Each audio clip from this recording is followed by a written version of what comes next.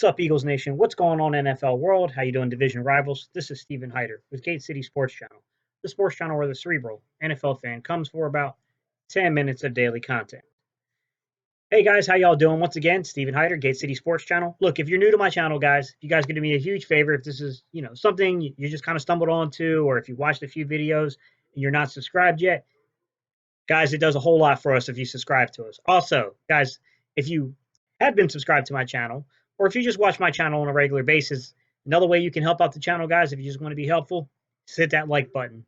By doing those things, guys, that's how we can communicate with YouTube to let them know to spread out this channel and get it into the recommended feeds of other people. All right, y'all. Today's topic. So, look, big game coming up Sunday, guys. Dallas and Philly. Pretty big news shook Dallas's kind of building yesterday. And it had a lot to do with the health of Dak Prescott. So we come to find out Dak Prescott has a lot of little, ailments and dings going on with his body right now. Apparently, he has fractured his index finger, the top of his index finger, something like that, guys. He's sprained his wrist, and now he's actually I heard reported an AC tear, an AC joint tear. So, AC joint, guys. Going back to my time in biology, I never took like a physiology course, or I certainly never took anatomy. I had to take the basics of biology, like cell structure and stuff like that. I was a humanities major, guys. I studied history, so our science requirements weren't the same as other students. But from what I do remember, is your AC joint is kind of like what kind of helps connect the collarbone. And AC, if I remember, is like acromyoclavicular joint, and it's basically kind of like connects the collarbone to another bone that kind of goes down to your shoulder, like the rotator cuff area. And essentially, what ends up happening if you have a severe tear there, guys, or severely damaged, it's basically a fancy way of basically saying you kind of separated your shoulder. Basically, what they're saying. It means you separated your shoulder on a play. And I'm going to tell you, if you go back to the Dallas game and you watch the play early in the game where they kind of did like an option route, and Dak rolled out on that, and he like kind of went head first in for like trying to reach out for looks like a first down. To me, that looks like, man, I've seen a lot of guys have that injury before. And I got to tell you, man, it looks like a textbook, way that it occurs. Is that angle you hit the ground at? I mean, it looks textbook to me. So, in terms of the authenticity of the claim coming out of the Cowboys camp, do I believe it? Yeah, I kind of do. I think they're telling the truth. Now, just because they're telling the truth doesn't mean they're exaggerating the extent of the injury. I think to some extent they realized the Eagles were like we watch film, so they clearly knew that we were going to see that on film. And I think what they were trying to do, guys, if you're asking me why Jason Garrett and then, Zeke Elliott, why would these guys come out and make statements that would just clue the Eagles in? Is, well, they knew the Eagles were going to see it anyways on film. And I guess from their perspective, I guess the way they looked at it, guys, was to really think to yourself, like, I guess it's better to get ahead of the story than trying to play catch up on the story and then let it tailspin the end of the week in the practices. Now, do I think he's as injured as they're letting on? To me, no. And this is what I'll say. When you separate that, guys, it's really hard to lift your arm up. Like, it's really, like I said, it connects you basically to the rotator cuff. Like, it's incredibly difficult to move your arm up and down. So how would that affect the quarterback? Well, guys, as you're coming from your ball carriage to your ball shelf, there's a lot of pain there, guys. You have to lift your arm up a little bit. So as you're coming from the ball shelf to the ball carriage, he's going to have a lot of pain there. So how do I think this would limit Dak Prescott and his performance, guys? I don't think he's throwing a ball past 15 yards, to be real with you. I mean, it's very difficult to do, guys. When you have that kind of injury, he might be able to muscle out one or two passes past the 15-yard mark, but he's not going to, constantly be throwing downfield like that. No way. It's really painful if you've never had it, guys. It sucks. I have never broken a bone in my life, but I've had a lot of issues with ligaments. I've definitely had my shoulder popped out of socket before. I've had issues with my knees before, with some of the joints in my knees. It just, I've had issues with the my ankle before. I mean, it, it it sucks, man. Those are really painful dings to get. Now, I'm not a doctor, guys. I'm not a chiropractor. I'm not any of those things.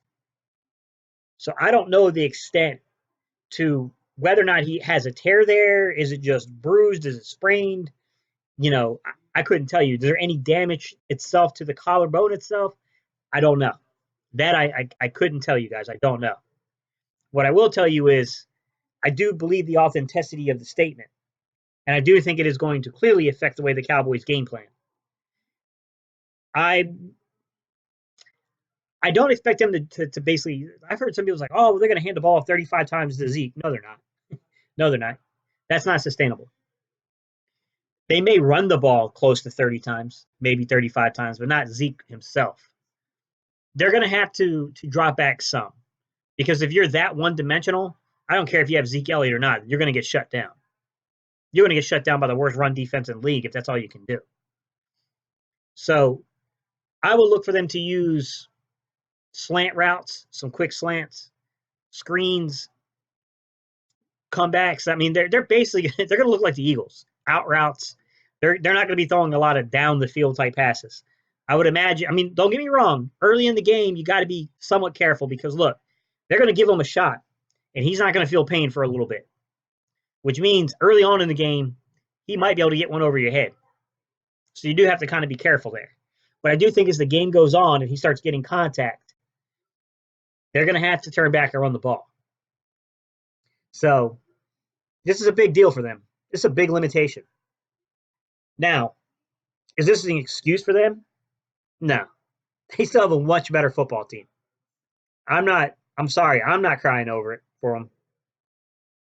Cry me a river. You want to compare injuries, really? Come on. No. You know what? Things aren't ideal this late in the year. People get little ailments. You know what I mean? You get those type of things. You got to play through the pain. So I'm not buying that as an excuse for why they will lose the football game. No. This football game, to me, more than anything, is a football game that will prove and show this argument about talent versus coaching. Because let's just be clear here. In terms of the coaching, the Eagles have a clear advantage there. In terms of the locker room, there's no comparison. The Eagles have the better locker room right now. These guys are playing together way more than what's been going on in Dallas of recent. Now, in terms of the talent, come on, man. The talent argument side of it, this isn't even close at this point. Dallas has way more talent on their roster right now. However, it does set up for a very, very unique argument. That argument being, what takes precedent on a football team? Coaching or talent? It's got to be one of them. They're both, a mix of both is clearly important. But I think we're getting the extreme of things this year to where we get a team that is fairly talented, probably one of the better rosters in the league, going against a team that I think has shown itself down the stretch to be fairly well coached. We got weaknesses in the coaching field. Don't get me wrong. Like, I don't even know who Dallas's wide receiver coach is. I've never met the guy, and they've got their own struggles at the wide receiver position. They actually do lead the league in drop passes. I'd still take their wide receiver coach over Carson Wentz. At least they're running their routes correctly. Like, to me, yeah, I mean, we got our own little things, but when we come down to the infrastructure of it, of Doug Peterson and our front office, no, I would take it all day over Dallas's. Like, Jason Garrett's not even in the same conversation. So to me, this is going to be a very intriguing game in terms of judging talent versus coaching. You young bucks out there that maybe, are pretty young, you just really got into watching football the last few years, like, this is a good game to watch to kind of see that, guys. You can see the way that coaching impacts a player. It's going to be a very, very intriguing game in that manner. Some other news and notes here, guys, is that Howard still has not been cleared. Jordan Howard has not been cleared for contact yet. My opinion, if he's not cleared tomorrow for contact, it doesn't look favorable that he's going to play for the Philadelphia Eagles this week. Now, I've heard, the rumors I'm hearing is he's definitely going to be back by week 17. But if we drop this game to Dallas, it doesn't really matter. Then that's pointless. So, Hey, I'm hoping good news comes out tomorrow, but I don't know. I wouldn't put all my eggs in that basket. Lane Johnson. I would say that at this point, to me, it looks like Lane Johnson will suit up. I doubt he starts. To me, it makes way more sense to play Big V if Lane Johnson is only like 70% ready. Like, I know Lane Johnson wants to play. Lane Johnson is a phenomenal talent when he's on the football field, and you know damn right well he wants to get revenge from that Lawrence game from earlier in the year. You can't go out there and hinder the offense because you're still not ready. And to Big V's credit, when he goes against these smaller, quicker defensive ends, he holds his own pretty well. I don't think it's a necessary move right now. I think you dress Lane Johnson because you don't, I'd rather take a 70% Lane Johnson if things go sideways or, if someone gets injured, then you need to be able to move your line around. So I would still dress Lane Johnson, but I wouldn't start him personally. Not with the amount of health I've seen out of him. I think it'd be a mistake to do that. You're just pressing him into service, and it's not necessary at the time. So the other gentleman that has been talked about and does not look fruitful, doesn't look good that he's going to play, Nelson Aguilar. I doubt he's going to play, guys. I mean, look, I'm not a huge fan of Aguilar, and I think Greg Ward Jr. has been way more consistent. I will tell you this. When you use Aguilar the way he's supposed to be utilized, not as an outside receiver, he is a different dude. He's a game-breaking kind of guy who has that kind of speed and that kind of ability. However, I get the point that some of you guys are saying, man. I'm kind of with you that the team is kind of gelling. We got to be really careful about how we introduce people back to this unit right now. You don't want to do something that will disrupt the unity right now. We're really in a weird situation. It's really difficult right now. Outside of that, guys, little other tidbits we know is that Camus Grugier-Hill was put on injured reserve. The Eagles did sign somebody to their practice squad. So we called up a defensive tackle, Bruce Hector. So, well, I mean, we're getting down to the nitty-gritty, guys. It looks like TJ Edwards is going to get a lot of playing time this week alongside Nathan Gary and Nigel Bradham. I think this is a good week because we're probably going to be challenged on the run. So getting TJ Edwards in there, more of a traditional or prototypical style linebacker, is going to help us because he will be a little more stout against the run. He'll be able to fill those holes a lot better and stay in those gap assignments like he's supposed to. However, I think the biggest news that's coming out that's in a positive trend is that most of the people actually expect Derek Barnett to play this week. And adding Derek Barnett back again at defensive end is going to do a lot for the rotation there. And we do need some consistency coming out of the rotation because we need to apply pressure. We have a somewhat wounded Dak Prescott and a defensive line that needs to play hungry. And we got some nicks going on at the defensive line, guys. I saw that Fletcher Cox popped up there. I can't remember what his injury was, but he sustained a little, he's got a little banged up himself there. Like there's a little bit happening on the defensive line. So we're not completely healthy there, but I think we're definitely healthy enough for the push. I mean, everyone at this point is going to be a little banged up. So I think generally speaking, we're healthy enough to play this game. And on the flip side here, it does, Dallas has got their own little bumps and bruises. They're suffering greatly at their linebacker position. They basically just had to go sign a guy who, formerly did play on the Super Bowl winning roster. But look, man, he was on his couch.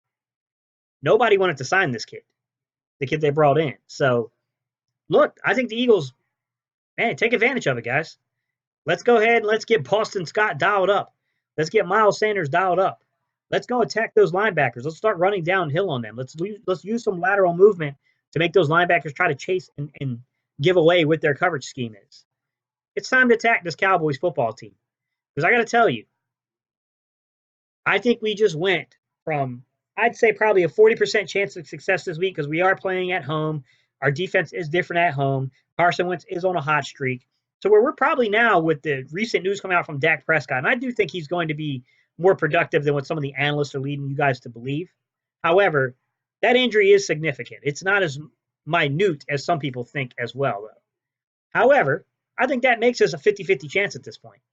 I don't think Dallas has the upper hand if Dak Prescott can't stretch the field. So I think we're back to a 50-50 ball game, guys. I think we got a big ball game. And I'm here to tell you, I don't care what anyone says about, they're both 7-7 teams. For me, that doesn't take away my desire to want to win this division, to want to hang one up over Dallas's head. I don't care. Bro, we are like, what, 5 straight we've lost with Ezekiel Elliott in the football game? Something like that. I mean, we got to start winning games with Ezekiel Elliott in there for Dallas. Starts this weekend. I don't care what the team's records are. I want to win. I want to beat Zeke. I want to beat Dak. I want to hang up that banner that says that we're the NFC East champs. I want to have those bragging rights over the offseason. Because if you think Dallas isn't going to come for us if they win this division, come on, bro. We know that they're the more underperforming team compared to us. We have legitimate reasons with injury and things like that have gone wrong. Dallas is, mostly, for the most part, been pretty damn healthy. But if you think that fan base ain't coming for us, they're not going to, look, they're not going to spill any, tea over that, guys. They don't care. If we lose this game and they win the division, they're going to come for us. So I'd rather come for them than have them come for us. I want the division. I don't know where you guys stand. Leave me some feedback. Y'all tell me. Once again, Stephen Hyder, Gate City Sports Channel. You know what time it is, guys. EAGLES. Hey, man, Carson's playing good, guys. I got a little bit of faith here, man. I don't care that we lack weapons. Carson is on fire right now. And I'll take a red-hot Carson.